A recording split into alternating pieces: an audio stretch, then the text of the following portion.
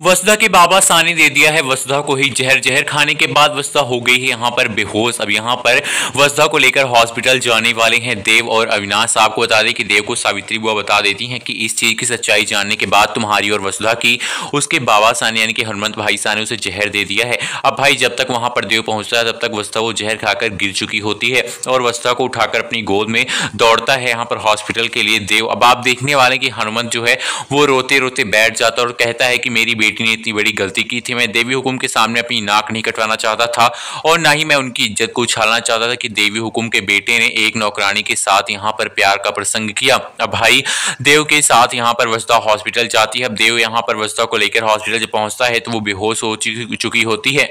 अब वसुधा को जब अंदर लेकर जाएंगे तो डॉक्टर कहेंगे इनका बचना बहुत ही मुश्किल है, लेकिन फिर भी हम आखिरी कोशिश करेंगे। देव गुस्से में आ जाता है और कहता है ये आप कहने वाले कौन होते हैं कि कोई बच जाएगा फिर मर जाएगा? आप दवा कीजिए, आप इससे ज्यादा कुछ नहीं जानते हैं।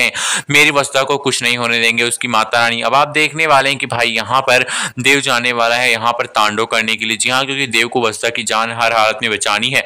कोई औरत उससे कहती है कि तुम्हें पूजा करनी चाहिए, तुम्हारी पत्नी की जान बच जाएगी और देव जो है वसुधा के लिए जाता है हॉस्पिटल से बाहर और यहाँ पर मंदिर में वो करने वाला है बहुत ही बड़ी पूजा। आपको बता दें कि इस पूजा के करने के बाद उसकी जान बच जाने वाली है फाइनली। लेकिन अब देव कहता है इससे पहले कुछ और हो, मैं तुम्हारी और अपनी सारी सच्चाई जाकर अपनी माँ को बता दूंगा।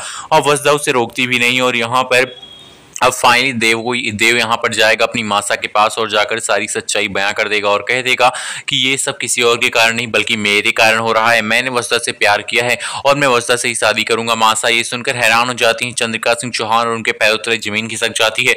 वो कहती है देव तुम्हें होश तो है ना कि तुम कह क्या रहे हो? देव कहता है कि मासा मुझे पूरी तरह से होश है।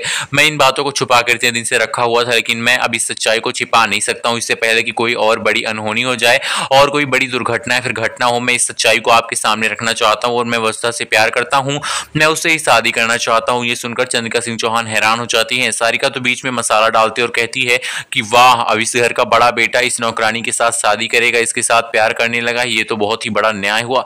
अब चंद्रिका सिंह चौहान कहती है इसके लिए मुझे टाइम चाहिए, मैं तुरंत फैसला नहीं ले सकती हूँ। अब चंद्रिका सिंह चौहान जो है उनके होश उड़ गए हैं। वो दिव्या को अपने कमरे में बुलाती है और कहती है क्या दिव्या तुम्हें इन सब चीजों के बारे में पता था? दिव्या कहती है कि हाँ मासा मुझे पता तो था, लेकिन मैं आपसे सच्चाई कहने में कतरा रही थी और मैं ये सच्चाई आपसे कह भी नहीं पाई। चंद्रिका कहती है दिव्या तुमने बहुत बड़ी गलती की, अगर तुम्हें सच्चाई पता थी तुम्हें मुझसे कहना चाहिए था। दिव्या कहती कि मैं डर गई थी कि कहीं आप क्या फैसला ले लें, क्योंकि देव भाई साहब बहुत ज्यादा प्यार करने लगे हैं वसुधा से। अब भाई यहाँ पर वसुधा और देव की प्रेम कहानी क्या नया मोड़ लेगी? क्या चंद्रिका सिंह चौहान इन दोनों के प्यार को एक्सेप्ट करेंगी या फिर वसुधा को अपनी घर की बहू बनाने से इनकार कर देंगे? और दूसरी तरफ हनुमंत जो है वो तो यहाँ पर बहुत ही डरा हुआ है कि चंद्रिका सिंह चौहान अब क्या करने वाली है। भाई चंद्रिका सिंह चौहान जो है वो ये फैसला लेंगे कि इन दोनों को साबित करके दिखाना होगा कि ये दोनों इस घर में यहाँ पर रहने लायक, क्योंकि चंद्रिका सिंह चौहान इसके बाद इन दोनों के घर में भी रहने देंगे या फिर नहीं।